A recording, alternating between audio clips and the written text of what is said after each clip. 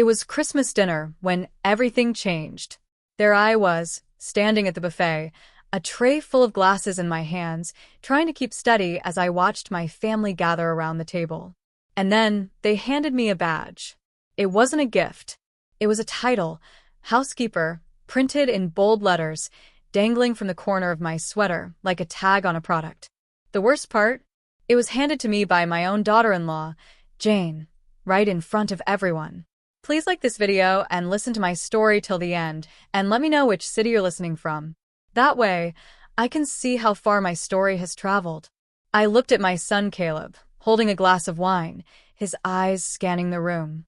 He glanced at the badge, then back at me. "Food's for family, right?" he said, almost smirking as he reached across the table for the carving knife. It wasn't a joke. Not to me. The room buzzed around me. Conversations flowed like nothing had happened. My heart dropped, but I stood there, tray still in hand, waiting for someone to acknowledge the pain of that moment. It's funny, isn't it? How you can be in the same room with your own family and feel like you're invisible, like you've become nothing more than an extra in their story. My name is Flo Harper. I'm 70 years old, and I spent 42 years building a life for these people. And that was the moment I realized that I no longer had a seat at the table I had helped build. The house was perfect as the families in this neighborhood. It was a North Dallas mansion, decorated beautifully with a massive tree twinkling with lights that sparkled like they had a secret. But no matter how beautifully decorated the house was, no matter how perfect it all seemed, there was no place for me. I looked at the 10-place settings on the table. 9 chairs. I was not a part of the family dinner. Jane had clipped that badge onto my sweater with a smile that made my skin crawl. "Just so the caterers don't get confused," she said, her voice loud enough for everyone to hear. "We don't want anyone mixing up the family with the help." And in that moment, I realized something. It wasn't a mistake. It wasn't a joke. She didn't see me as her mother-in-law anymore. She saw me as nothing more than someone who worked for them. My son, Caleb, looked away, uncomfortable, as everyone around the table laughed. Even the grandchildren giggled, not understanding but knowing when the adults thought something was funny. I stood there, the tray in my hands, trying to hold it together while my family turned away from me. My hands shook, but I didn't let anyone see. What would you do if this was your life? If the people you gave everything for suddenly took it all for granted? I looked over at my husband, Mark. He didn't say anything. He never said anything. After everything, after all the years I had spent raising children, building a home, putting everything I had into creating something for them, I was being treated like I didn't even belong. And in that moment, I realized that the person who had given them everything didn't even have a seat at their table. It's Christmas Day, and I wonder if you've ever been in a situation where you felt invisible.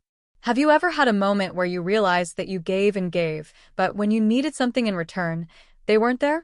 Maybe you're like me, standing in the kitchen while everyone else is at the table, pretending you're just part of the furniture. I'd love to hear your thoughts. Where are you right now? What's your Christmas like? Drop a comment and let me know. If this story resonates with you, hit that like button and share it with someone who might need to hear it.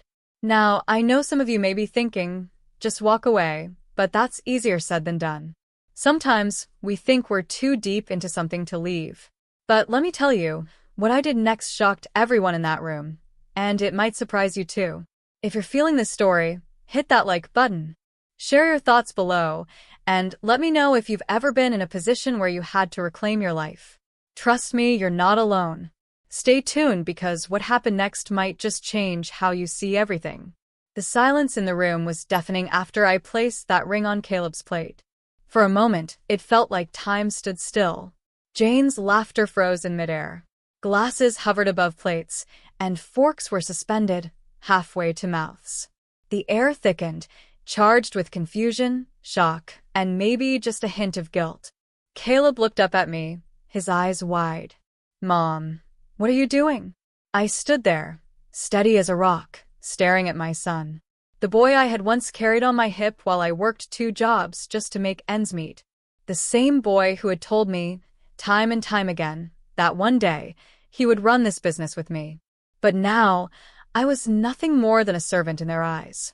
I wasn't part of the family anymore. I wasn't even allowed a chair at the table. I turned my gaze away from Caleb to Mark, my husband, who was sitting at the other end of the table. He didn't even look at me. His eyes were locked on his plate, his face expressionless. I could almost hear his thoughts. Not now, not here, not like this. The man I'd spent my life with, building a business and a family, was silent. It was like I had become a ghost, someone he didn't even see anymore. I took a slow breath, trying to steady myself, trying to maintain the composure I had learned over decades. This wasn't a time for an emotional outburst, but it was a time for me to reclaim something. It was time to remind them who I was. "You just lost everything," I said. My voice was calm, but it cut through the room like a knife. For words that would change everything. The room fell silent. Jane, always quick with her laughter, tried to cover the tension with a nervous chuckle. "Victoria, don't be so dramatic," she said. "It's just a joke. You're part of the family, obviously." "Am I?" I didn't raise my voice. I didn't yell. I simply looked at her, at my son, and at the life I had built for them. There was nothing left to say. My place was no longer here. I unclipped the badge from my sweater, the one that had labeled me as the help. I set it down beside the ring, right there on the pristine, white linen. Then I turned. Without another word, I walked out. I walked past the Christmas tree, its sparkling lights mocking me. I walked past the table, past the laughter that once felt like home, but now felt like betrayal. No one said a word. No one moved. Not one person called my name. They were too busy pretending everything was fine. I opened the door, the cold night air biting my skin, and I stepped out into the world I had left behind.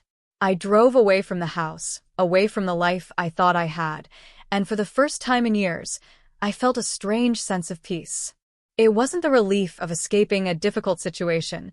It was the freedom of stepping into something new.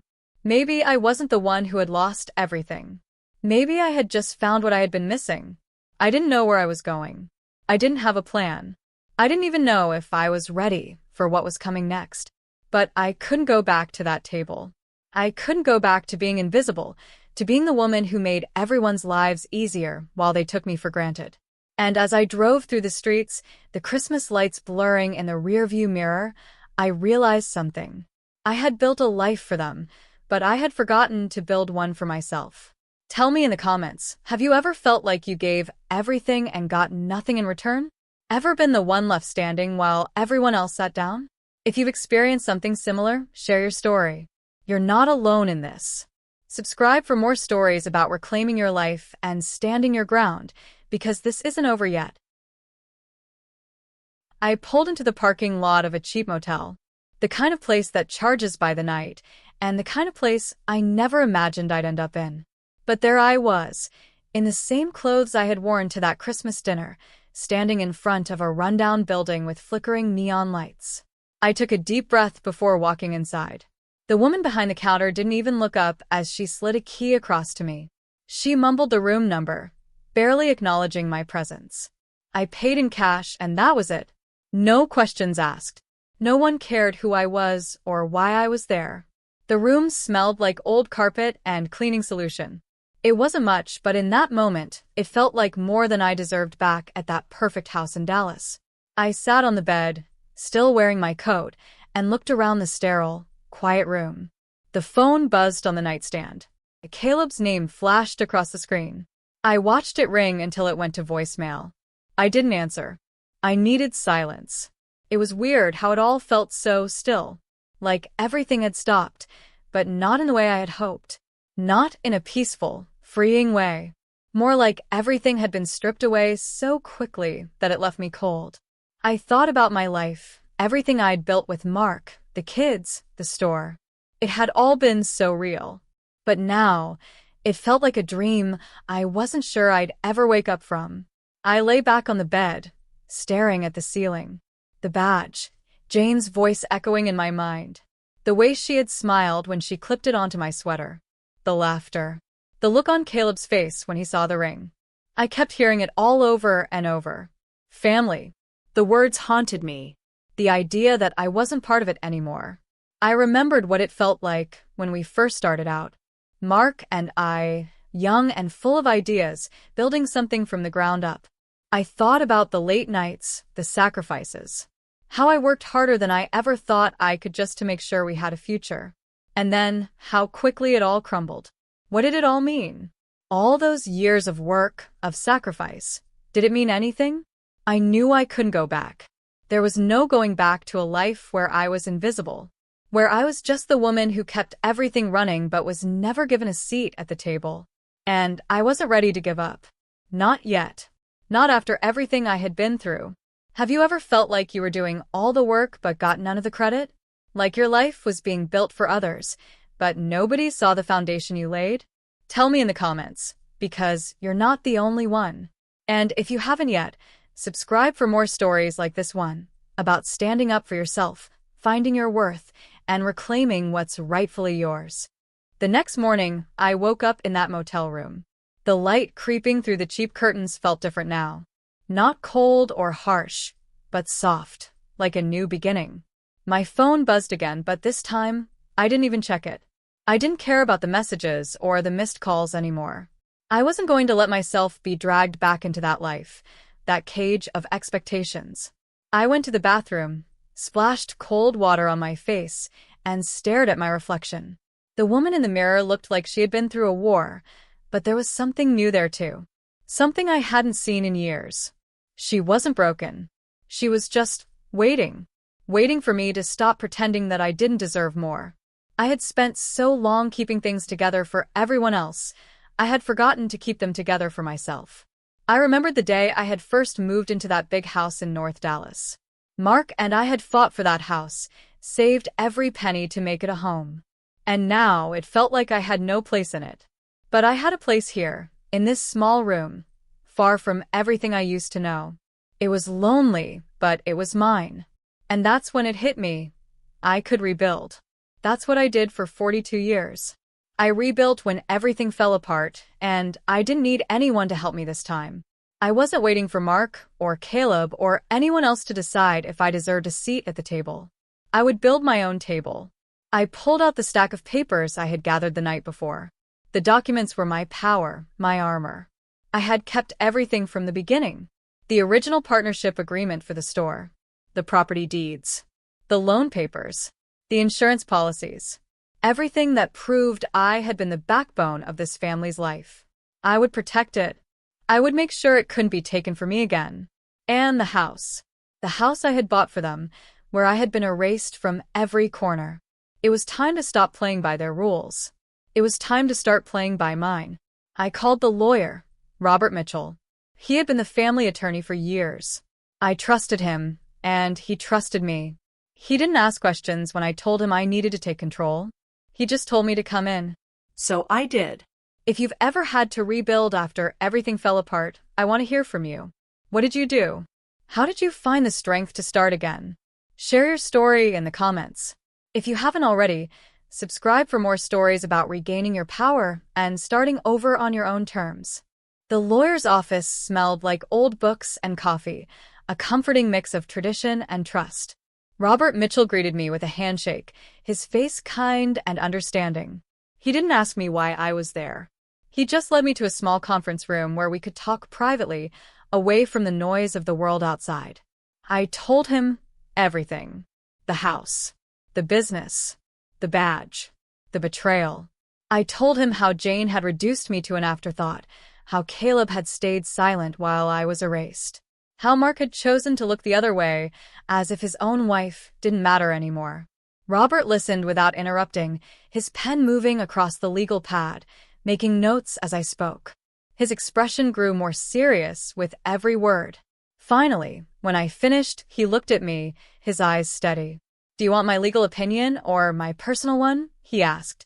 "Both," I said, my voice low but steady. "Personally, I think your family's treating you terribly," he said, not beating around the bush. "And you'd be justified in whatever you decide to do." He paused, his gaze thoughtful. "Legally, you have more power than they realize. A lot more." He spread out the partnership agreement, showing me the ownership documents for the store. You and Mark are equal partners on paper, Robert said. But you're the one who filed the original business registration. You're the one whose credit kept you afloat when things got tough. You've been signing the checks, handling the accounts for decades. If it came down to a legal battle, a judge would see that you've been the primary operator. I felt a weight lift from my chest. I wasn't just a bystander. I wasn't just helping, I had been the one making things happen all along. Then he pulled out another document, the house deed. This one's simple. Your name is on the deed alone. Caleb and Jane have no legal claim to it whatsoever. They're essentially tenants. Whether they realize it or not, the house is yours. You could sell it tomorrow, and they couldn't stop you. My heart skipped a beat. That house, the one they had made me feel unwelcome in, was mine. Then there's the business, Robert continued. What do you want to do there? I want to sell it, I said without hesitation. To the people who have been running it for years, Luis, Tina, the core staff. They've earned it. Robert smiled. I think that's a good decision. You could sell it to them for a fair price, and Caleb gets nothing. And just like that, everything started falling into place. The weight of the last few months lifted, replaced by clarity. I wasn't just getting out. I was taking back what was mine. I was reclaiming my dignity, my worth, and my power. We worked through the details. I set up a trust in my name alone. The house would be protected in that trust. My share of the business would go to Luis and Tina and the other employees who deserved it. Caleb? He would get nothing. The property, the business, my accounts, everything would be locked down, protected from anyone who tried to take it from me again. As we finalized the paperwork, Robert turned to me with a smile. You've thought of everything. I nodded. I'm done being invisible. If you're still with me, hit that like button and share the story. Have you ever felt like the world was trying to erase you? Have you ever been pushed aside by the people you love? Share your story in the comments, because you're not alone. And subscribe for more stories of reclaiming your life, standing your ground, and never letting anyone take your seat at the table. It was only a few weeks before everything was settled. The store was officially sold to the employees who had earned it. The house went on the market, and I started looking for a new place, something small and mine. The peace I felt was unlike anything I had experienced in years. But there was one more thing. One more step I had to take to truly walk away. The morning after Christmas, I drove to the original Harper's Home Supply store, the place where it all began. It smelled the same, like sawdust, like home. It felt right to be here, in the place I had built from the ground up. As I walked through the aisles, running my fingers along the shelves, I remembered the countless hours, the struggles, the triumphs. It had always been about more than just the store. It had been about proving to myself that I could do it, that I was more than just a side note in someone else's life. Luis walked in as I stood there, taking it all in. Victoria, he said, his voice warm with surprise. What are you doing here? Just visiting, I said. I wanted to see it again before it changes. Luis smiled, his eyes filled with gratitude. We'll take good care of it, he said. I looked at him and Tina, at the people who truly cared about the store, who had been with me through thick and thin. I knew I had made the right decision. As I walked out of that store for the last time, a wave of emotion washed over me. I was leaving behind something that had been a part of me for so long, but it wasn't my life anymore. My life was out there, waiting for me to live it fully, without apologies, without excuses. Before we wrap up, I want you to think about something. If you're in a place where you feel invisible, unheard, or unappreciated, it's time to stand up. You don't need permission to take your power back. You don't need anyone's approval to be who you are. Share your story in the comments, and subscribe for more stories about finding your strength and reclaiming what's yours. The next year was different. I woke up on Christmas morning in my little coastal bungalow, surrounded by people who saw me, people who cared. The house was small, imperfect, but it was mine. And for the first time in a long time, I was finally living life on my terms. Rebecca, my daughter, came over with her family. The kids ran around, laughing and playing. Mrs. Jenkins from next door brought a casserole, and Clara came with 2 pies. My life now was full of imperfection, but it was a life I had built for myself. I had reclaimed my dignity, and no one could take that away from me. And as I stood in the kitchen, mixing a salad for our little Christmas dinner, I realized something. I was happier than I had ever been. If this story spoke to you, hit that like button. Share your own journey in the comments below. Don't forget to subscribe because there's more coming. You're not alone in this journey of reclaiming yourself. Remember, you are not the help unless you choose to be. Take back your power and choose your own life.